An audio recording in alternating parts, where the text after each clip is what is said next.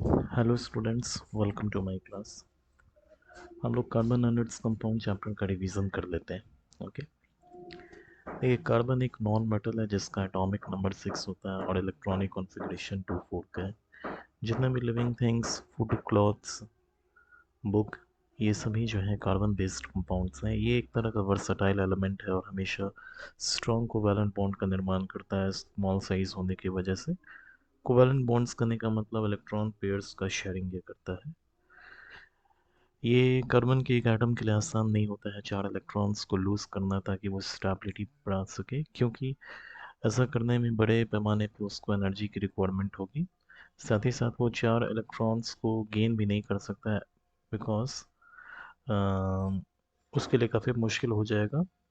मतलब उसके न्यूक्लियस के लिए काफ़ी मुश्किल हो जाएगा, जिसमें कि उसके पास 6 प्रोटॉन्स होगा और अब उसको 10 इलेक्ट्रॉन्स को होल्ड करना पड़ेगा। ये मुश्किल होने की वजह से वो ऐसा नहीं कर सकता है।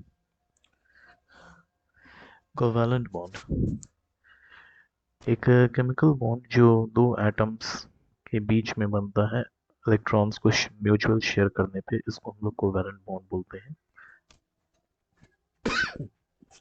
इलेक्ट्रॉन्स का शेयरिंग इस प्रकार होता है कि प्रत्येक एटम में इलेक्ट्रॉन्स का शेयरिंग इस प्रकार होता है कि प्रत्येक एटम जो है रिजल्टिंग मॉलिक्यूल, मतलब प्रत्येक एटम मिल के जो मॉलिक्यूल दे रहा होता है वो नॉर्मल गैस कॉन्फ़िगरेशन को अटेन कर सके। कोवैलेंट बॉन्ड 3 तरह के आते हैं। सिंगल कोवैलेंट बॉन्ड जिसमें इलेक्ट्रॉन्स के एक पेयर का शेयरिंग होता है, लाइक क्लोरीन में। डबल कोवैलेंट बॉन्ड जिसमें दो इलेक्ट्रॉन्स के 2 पेयर का शेयरिंग होता है, ऑक्सीजन में। और ट्रिपल कोवैलेंट बॉन्ड जिसमें इलेक्ट्रॉन्स के 3 पेयर का शेयरिंग होता है, N2 में। कोवैलेंट बॉन्ड की प्रॉपर्टीज़। कोवैलेंट बॉन्डेड मॉलिक्यूल्स का मेल्टिंग और बॉइलिंग पॉइंट कम होता है वीक इंटरमॉलिक्यूलर फोर्सेस की वजह से। ये कंपाउंड इलेक्ट्रिसिटी के पुअर कंडक्टर होता है, क्योंकि इसके पास किसी तरह का चार्ज पार्टिकल्स नहीं होता है। इस तरह के कंपाउंड्स वाटर में इनसॉल्युबल होते हैं और इवन दूसरे पोलर सॉल्वेंट में भी नहीं ये घुल पाते हैं, लेकिन ऑर्गेनिक सॉल्वेंट लाइक बेंजीन में ये सॉल्युबल होते हैं।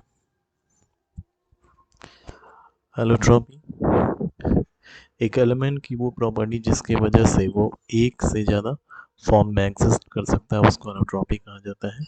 एक एलिमेंट का वेरियस फॉर्म्स होता है जिसका सिमिलर केमिकल प्रॉपर्टीज होता है लेकिन फिजिकल प्रॉपर्टीज अलग होता है, उसको ही एलोट्रॉपिक फॉर्म्स या एलोट्रॉप्स कहते हैं। कार्बन के 3 एलोट्रॉप्स डायमंड, ग्रेफाइट और बकमिंस्टर फ्लोरीन है। कैटेनेशन कार्बन एटम्स का वो प्रॉपर्टी है जिसमें कि वो कार्बन के दूसरे एटम के साथ बॉन्ड बनाता है। इस प्रॉपर्टी को ही कैटेनेशन कहते हैं। इस प्रकार जो कंपाउंड बनता है उसके पास लॉन्ग चेन्स, ब्रांच्ड चेन्स और इवन कार्बन एटम्स के रिंग्स भी हो सकते हैं। टेट्रावैलेंसी, क्योंकि कार्बन का वैलेंसी 4 है और इस प्रकार वो oxygen, hydrogen, nitrogen, sulphur, chlorine और दूसरे एटम्स एलिमेंट के एटम के साथ बॉन्ड बना सकता है। क्योंकि कार्बन जो है वो 4 कोवैलेंट बॉन्ड बनाता है, इसलिए इसको हम लोग टेट्रावैलेंट बोलते हैं। हाइड्रोकार्बन्स ये वैसे ऑर्गेनिक कंपाउंड्स हैं जो हाइड्रोजन और कार्बन एटम से मिलके बनते हैं। एग्जाम्पल के तौर पे CH4, C2H2, C2H4, C2H6, ये सभी हाइड्रोकार्बन्स हैं। हाइड्रोकार्बन्स 2 तरह के होते हैं। सैचुरेटेड हाइड्रोकार्बन ये वैसे हाइड्रोकार्बन्स हैं जिसके कार्बन कार्बन एटम के बीच में सिंगल बॉन्ड होता है। और सैचुरेटेड हाइड्रोकार्बन्स को एल्कीन्स बोला जाता है। इसका फार्मूला CnH2n+2 है। एग्जाम्पल के तौर पे मीथेन, इथेन, ये सब सैचुरेटेड हाइड्रोकार्बन्स हो गए। अनसैचुरेटेड हाइड्रोकार्बन एक वैसा हाइड्रोकार्बन जिसमें कि 2 कार्बन एटम्स एक डबल बॉन्ड या फिर एक ट्रिपल बॉन्ड के द्वारा कनेक्टेड होता है, उसको अनसैचुरेटेड हाइड्रोकार्बन कहा जाता है। वैसा हाइड्रोकार्बन जिसमें कि 2 कार्बन एटम्स एक डबल बॉन्ड के द्वारा कनेक्टेड होता है उसको एल्कीन कहते हैं, जिसका फार्मूला CnH2n है। Example C2H4, C3H6। और वैसे केस में जिसमें कि कार्बन एटम्स के बीच में बॉन्ड जो होता है ट्रिपल बॉन्ड होता है, उसको एल्काइन बोला जाता है, CnH2n-2। एग्जाम्पल के लिए C2H2, C3H4। Electron dot structure और ओपन स्ट्रक्चर यहाँ इथेन का शो किया गया है, आप देख पाएंगे।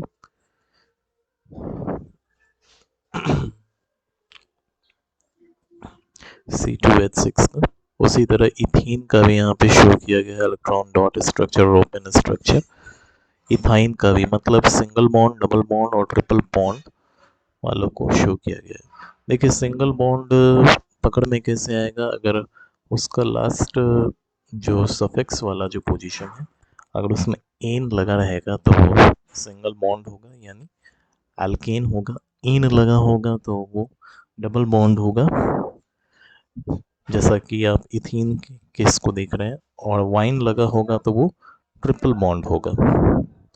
दो या दो से ज़्यादा ऑर्गेनिक कंपाउंड जिसका मॉलिक्यूलर फार्मूला सेम होता है लेकिन अलग अलग स्ट्रक्चरल फार्मूला होता है, उसको हम लोग आइसोमर्स बोलते हैं एक दूसरे का, और इस फेनोमेना को आइसोमरिज्म कहा जाता है।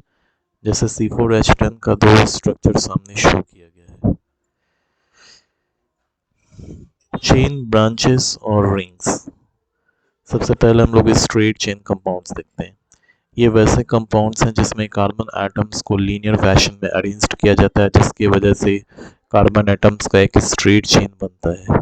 6 कार्बन एटम्स एक लीनियर फैशन में अरेंज किया जाता है, जैसा कि देख पा रहे हैं हेक्सेन में। ब्रांच चेन कंपाउंड्स, ये वैसे कंपाउंड्स हैं जिसमें कार्बन चेन जो होता है वो एक या एक से ज़्यादा डायरेक्शन में स्प्लिट ऑफ कर जाता है। कंपाउंड जो यहाँ पे नीचे में शो किया जा रहा है उसमें कार्बन चेन के 3 ब्रांचेस हैं। CH से अटैच है CH3, फिर CH से एक और देख रहे हैं CH3 ऊपर नीचे देखने को मिल रहा है। ठीक है। मतलब कि पैरेंट चेन जो है वो 3 सेगमेंट में स्प्लिट कर गया यहाँ पे। ठीक है, ओके। जैसा कि मैं आपको यहाँ पे करके अभी दिखा देना चाहूँगा।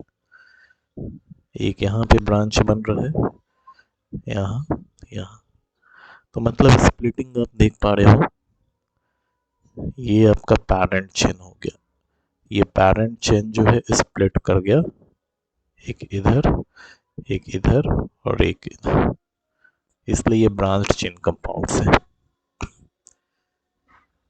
साइक्लिक साइक्लिक कंपाउंड्स और रिंग्स का केस अगर हम लोग देख लें तो साइक्लिक कंपाउंड और रिंग वाले केस में हम लोग देखेंगे ये वैसे कंपाउंड्स हैं जिसमें कार्बन बैकबोन जो है वो इस तरह से लिंक किया गया है ताकि वो एक रिंग या फिर लूप का निर्माण कर सके और बैकबोन का टर्मिनस जो होता है वो मौजूद ना हो। ओके, जैसा कि आप यहाँ देख पाओगे इसमें ये एक रिंग चेन का फॉर्मेशन कर रहा है जो कि लूप लाइक स्ट्रक्चर है। तो स्ट्रेट चेन, ब्रांच्ड चेन और साइक्लिक कार्बन कंपाउंड्स ये सैचुरेटेड और अनसैचुरेटेड दोनों हो सकते हैं। एग्जाम्पल के तौर पे बेंजीन जिस C6H6 एक अनसैचुरेटेड साइक्लिक कंपाउंड है। बेंजीन के स्ट्रक्चर में आप देख रहे हो कि कार्बन और कार्बन के बीच में सिंगल और डबल बॉन्ड जो है वो अल्टरनेट वाइज बन रहा है। जैसे यहाँ पे देखो, यहाँ पे आपका सिंगल बॉन्ड बना, यहाँ पे भी आपका सिंगल बॉन्ड बना, यहाँ पे भी आपका, लेकिन ये जो भी देख रहे हो कि इसके बाद यहाँ बन रहा है और इसके बाद यहाँ बन रहा है, मतलब गैपिंग एक एक है, इसलिए मैंने बोला अल्टरनेट। और डबल बॉन्ड आपका यहाँ एक बन रहा है और एक यहाँ बन रहा है और एक यहाँ बन रहा है, मतलब अल्टरनेट वाइज अल्टरनेट फॉर्मेशन हो रहा है। तो अल्टरनेट फॉर्मेशन होने की वजह से ये चूंकि डबल बॉन्ड का कॉन्सेप्ट तो इसमें आ गया, इसलिए ये अनसैचुरेटेड में दिया जाएगा। जैसा कि आप जानते हो कि अनसैचुरेटेड में डबल और ट्रिपल बॉन्ड दोनों को कंसीडर किया जाता है। होमोलोगस सीरीज, ऑर्गेनिक कंपाउंड्स की सीरीज जिसका फंक्शनल ग्रुप तो सेम होता है और सिमिलर केमिकल प्रॉपर्टीज होता है, इसको होमोलोगस सीरीज कहते हैं। इसके प्रत्येक मेंबर जो होते हैं सक्सेसिव मेंबर से CH2 ग्रुप के द्वारा डिफर करते हैं, मतलब जो गैपिंग जो देखने को मिलता है वो CH2 का ही होता है। अब दो सक्सेसिव मेंबर के बीच में जो डिफरेंस जो अराइज कर रहा है मॉलिक्यूलर वेट का, वो 14U का है। नाउ हेट्रोएटम और फंक्शनल ग्रुप्स। हाइड्रोकार्बन चेन्स में एक या एक से ज़्यादा हाइड्रोजन एटम्स को रिप्लेस किया जा सकता है दूसरे एटम्स के द्वारा उनके वैलेंसीज के अकॉर्डिंग। तो जो एलिमेंट उसके हाइड्रोजन को रिप्लेस करता है वो हेटेरो एटम कहलाता है। आई रिपीट, जो एलिमेंट हाइड्रोजन को रिप्लेस करता है वो हेटेरो एटम कहलाता है। ये हेटेरो एटम या फिर ग्रुप्स जो होते हैं उसमें मतलब ये हेटेरो एटम और ग्रुप्स जो होते हैं जो उसमें मौजूद होते हैं उसमें केमिकल प्रॉपर्टीज को उस कंपाउंड में इम्पार्ट करते हैं और इसलिए इसको फंक्शनल ग्रुप कहा जाता है। मतलब उस ग्रुप में आकर के ये अपना फंक्शन दे देते हैं। ठीक है। अब कार्बन कंपाउंड्स का नोमेनक्लेचर कैसे करेंगे यहाँ पे देख लें। फंक्शनल ग्रुप का जैसे प्रेफिक्स क्लोरो के लिए Cl, ब्रोमो के लिए Br और कार्बन एटम्स का अगर नंबर 1 रहेगा तो 20 मेथ होगा, 2 रहेगा तो एथ, 3 रहेगा तो प्रॉप, 4 रहेगा तो बुट, 5 रहेगा तो पेंट, 6 रहेगा तो हेक्स, 7 रहेगा तो हेप्ट, 8 रहेगा तो ऑक्ट, 9 रहेगा तो नॉन, 10 रहेगा तो डेक। और सफिक्स का यूज बॉन्ड को देखते हुए करेंगे। इन अगर कर रहे हैं तो सिंगल बॉन्ड, इन कर रहे हैं तो डबल बॉन्ड, वाइन कर रहे हैं तो ट्रिपल बॉन्ड। अब सफिक्स 1 ये रहा। अब सफिक्स 2 ओएल का यूज तब करेंगे जब अल्कोहल फंक्शनल ग्रुप के तौर पे होगा। एल्डिहाइड के केस में एल का यूज करेंगे, कीटोन के केस में ओन का यूज करेंगे ONE और कार्बोक्सिलिक एसिड के केस में ओइक एसिड कर देंगे। और कंपाउंड की ऑर्गेनिक कंपाउंड का नाम कैसे देंगे, प्रेफिक्स प्लस बेस नेम यानी क्लोरीन और ब्रोमो और फिर base name plus suffix 1 plus suffix 2 मतलब OH, CHO, CO और COOH, ये फंक्शनल ग्रुप का नाम उसमें ऐड हो जाएगा। अगर सफिक्स 2 का यूज करना होगा तो कार्बन चेन का नाम जो है मॉडिफाइड कर दिया जाएगा। कैसे, एन इन वाइन में से ई को डिलीट करते हुए। अब यहाँ पे एक निमोनिक्स दिया गया है जिससे आप नंबर ऑफ कार्बन एटम्स को याद करता हूँ, यानी many elderly people buy paint houses high over north Delhi. ये जो सेंटेंस दिया गया है, सेंटेंस के हर एक लेटर का फर्स्ट वर्ड जो है वो रिप्रेजेंट करेगा नंबर्स को। ओके, तो इसको हम मेमोराइज कर लोगे। मैथ 1 के लिए, एथ 2 के लिए, प्रॉप 3 के लिए, इसी तरह ये 10 तक जाएगा। अब हम लोग सिस्टमैटिक अप्रोच देखते हैं इसका। जैसे ऑर्गेनिक कंपाउंड में कार्बन एटम्स के नंबर को काउंट करेंगे और is there any functional group present in the compound, और इस चीज़ को चेक करेंगे क्या उस कंपाउंड में कोई फंक्शनल ग्रुप मौजूद है। अगर नहीं रहेगा तो बॉन्ड के नंबर को चेक करेंगे। सिंगल बॉन्ड है तो एन, डबल बॉन्ड है तो वाइन इन, ट्रिपल बॉन्ड है तो वाइन लगा देंगे। अगर मान लीजिए फंक्शनल ग्रुप अटैच है तो क्या करेंगे, take into account the prefix और suffix used for the functional group. तो उस फंक्शनल ग्रुप के लिए किस प्रीफिक्स और सफिक्स का यूज किया जाता है उसको ध्यान देंगे। बॉन्ड्स को चेक करेंगे, आफ्टर दैट उसी के हिसाब से कंपाउंड का नामकरण करेंगे। ओके, नाउ कार्बन कंपाउंड्स का केमिकल प्रॉपर्टीज देखिए। सबसे पहला प्रॉपर्टी जो है वो है कंबशन। इस प्रॉपर्टी के बारे में ये बात बताया जा रहा है, एक कार्बन कंपाउंड्स एयर में जब बर्न करते हैं तो कार्बन डाइऑक्साइड को देते हैं, साथ ही साथ वो हीट और लाइट को भी रिलीज करते हैं। CH4 यानी मीथेन एक कार्बन कंपाउंड है जिसको ऑक्सीजन के प्रेजेंस में जब बर्न किया गया है तो कार्बन डाइऑक्साइड, हीट और लाइट और वाटर को रिलीज करता है। सैचुरेटेड हाइड्रोकार्बन्स ब्लू और नॉन सूटी फ्लेम के साथ बर्न करता है, जबकि अनसैचुरेटेड हाइड्रोकार्बन्स येलो सूटी फ्लेम को प्रोड्यूस करता है। ऑक्सीडेशन, अल्कोहल्स को कार्बोक्सिलिक एसिड में कन्वर्ट किया जा सकता है। कैसे, अल्कलाइन पोटेशियम पर मैग्नेट या फिर एसिडिफाइड पोटेशियम डाइक्रोमेट का उपयोग करते हुए। ये एक्चुअली उस रिएक्टेंट में ऑक्सीजन को ऐड कर देता है, इसलिए इसको ऑक्सीडाइजिंग एजेंट्स बोला जाता है। यानी अल्कोहल को एसिडिफाइड पोटेशियम डाइक्रोमेट और अल्कलीन पोटेशियम पर मैग्नेट का यूज करते हुए अब हीट करते हैं तो ये चेंज आपका हो जाता है। ठीक है, कार्बोक्सिलिक एसिड में ये ऑक्सीडेशन है। बेसिकली अगर कहा जाए तो यहाँ पे ऑक्सीजन को ऐड किया गया है। अगला addition reaction, unsaturated hydrocarbons hydrogen को ऐड करता है पैलेडियम और निकल जैसे कैटलिस्ट की मौजूदगी में ताकि वो सैचुरेटेड हाइड्रोकार्बन्स को दे सके। I repeat, unsaturated hydrocarbons hydrogen को ऐड करता है कैटलिस्ट लाइक पैलेडियम और निकल की मौजूदगी में ताकि वो सैचुरेटेड हाइड्रोकार्बन्स दे सके। इसको हम लोग एडिशन रिएक्शन कहते हैं। यहाँ फुल्ली सिनेरियो ही चेंज हो गया, अनसैचुरेटेड हाइड्रोकार्बन से वो सैचुरेटेड हो गया, लेकिन इस बीच इसको करने के लिए कैटलिस्ट लाइक पैलेडियम और निकल को ऐड किया गया। ओके, जैसे इथीन जो कि डबल बॉन्ड कंटेन किए हुए, इसमें हाइड्रोजन ऐड किया गया 573 केल्विन पे हीट करते हुए निकल कैटलिस्ट की मौजूदगी में, तो इथीन से ये इथीन में आ गया, यानी जो डबल बॉन्ड था वो सिंगल बॉन्ड में चेंज हो गया। कहने का मतलब कि अनसैचुरेटेड से सैचुरेटेड में आ गया। इस रिएक्शन का कॉमनली यूज वेजिटेबल ऑयल के हाइड्रोजनेशन के लिए किया जाता है निकल कैटलिस्ट का उपयोग करते हुए। Next, substitution reaction, saturated hydrocarbons में सब्स्टिट्यूशन रिएक्शन को वो अंडरगो करता है सनलाइट की प्रेजेंस में। I repeat, saturated hydrocarbon substitution reaction को अंडरगो करता है सनलाइट की प्रेजेंस में। ठीक है, देखें यहाँ पे CH4 यानी मीथेन को जब क्लोरीन के साथ कंबाइन किया गया तो ये CH3Cl प्लस HCl में चेंज हो गया।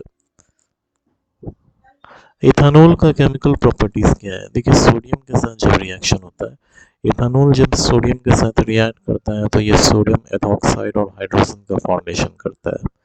ओके, एसिड के साथ रिएक्शन, जब इथानॉल को कॉन्सेंट्रेटेड सल्फ्यूरिक एसिड में हीट किया जाता है जो कि डिहाइड्रेटिंग एजेंट के तौर पे काम करता है 443 केल्विन पे, तो ये डिहाइड्रेट होकर के इथीन में चेंज हो जाता है। मतलब इथानॉल किस में चेंज हो गया? इथीन में। अब इथानोइक एसिड का केमिकल प्रॉपर्टीज क्या है? तो इथानॉल की केमिकल प्रॉपर्टीज की बात करें तो इथानोइक एसिड एब्सोल्यूट इथानॉल के साथ रिएक्ट करता है एक एसिड कैटलिस्ट की मौजूदगी में ताकि वो एक ईस्टर को दे सके।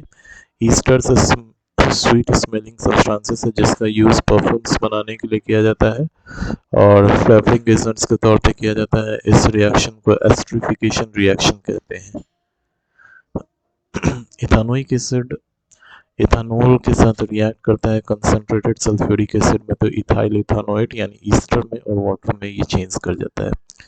ये ईस्टर जो है वो फिर वापस कन्वर्ट करता है अल्कोहल और एसिड को सोडियम सॉल्ट में, जब इसको एल्कली लाइक सोडियम हाइड्रोक्साइड के साथ ट्रीट किया जाता है। इस रिएक्शन को सैपनिफिकेशन कहते हैं क्योंकि इसका ही यूज़ सोप को तैयार करने के लिए किया जाता है। रिएक्शंस का प्रैक्टिस आप सभी करते रहेंगे।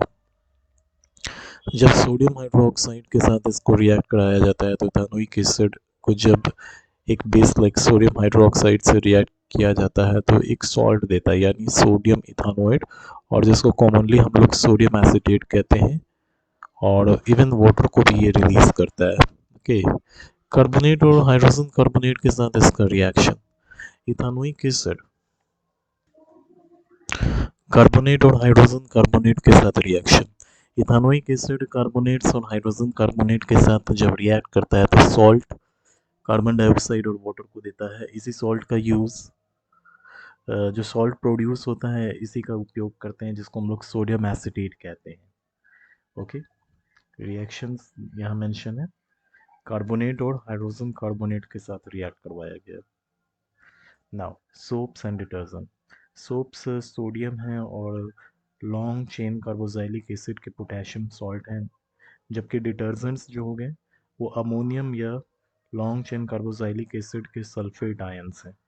सोप्स इफेक्टिव होते हैं सॉफ्ट वाटर में सिर्फ क्योंकि Ca2+ और Mg2+ इस हार्ड वाटर में जो मौजूद होता है वो सोप मॉलिक्यूल के साथ रिएक्ट करके इनसॉल्युबल सब्सटेंस जिसको स्कम हम बोलते हैं उसको फॉर्म कर देता है जो क्लिनसिंग एक्शन को ऑब्स्ट्रक्ट करता है।